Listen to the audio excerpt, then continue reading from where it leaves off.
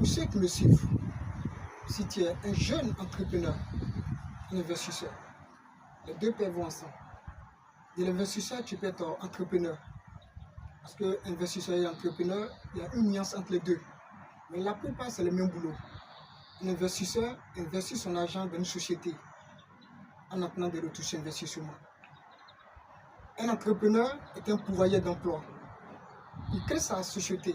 Il est lui-même auto-entrepreneur pour un début. Il est au four et au moulin. La plupart, c'est les mêmes choses.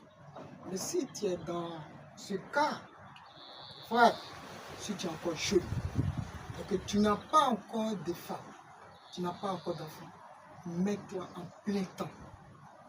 En plein temps, tu as des ressources énergétiques. Tu peux te battre au four au moulin, tu peux même dormir au bureau. Tu n'as pas de prison familiale. Tu peux te battre jusqu'à t'en sortir. Ah oui, je sais de quoi je veux. Parce qu'un entrepreneur a besoin d'avoir une force, un choc extérieur.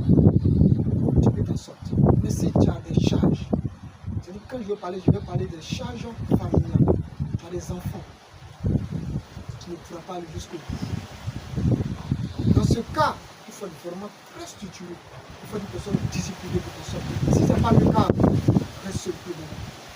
Tu en auras le temps de faire ce que tu veux.